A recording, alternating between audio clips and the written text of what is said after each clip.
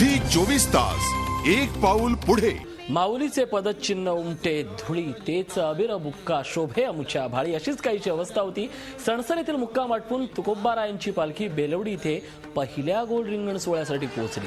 टाळ मृदुंगाचा गजर, तुकारामांचा नामघोष आणि अश्वाच्या दवडीवर खेळलेल्या वैष्णवांच्या नजरा अशा सगळ्या भारलेल्या वातावरणात तुकोबांची पालखी सोहळ्यातलं बेलवडी येथील पहिलं गोल रिंगण पार करण्यासाठी आज सज्ज झाली होती।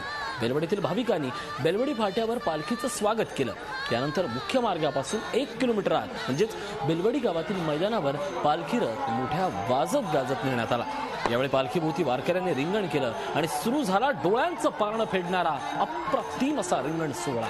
या रिंगणात सर्वप्रथम मेंढ्या धावल्या, त्यांच्या पाठोपाठ पताकावाले, तुळशी वृंदावन आणि पाण्याच्या कळशा डोक्यावर घेतलेल्या महिला वारकरी, विणेकरी, पखवाजवाले आणि टाळकरीही धावले। यानंतर राजा आणि बांदल अश्वानी 3 प्रदक्षिणा पूर्ण केल्या। रिंगण पूर्ण होईपर्यंत अखंड तुकोबारायांच्या नामाचा जयघोष आसमंतात निनादत होता।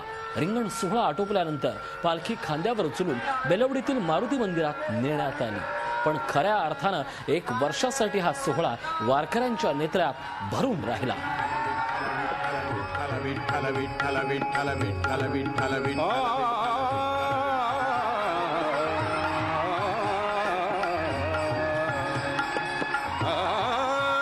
माझे माहेर पंढरी, माझे माहेर पंढरी आहे भीम रे जातीरी, आहे भीम रे जातीरी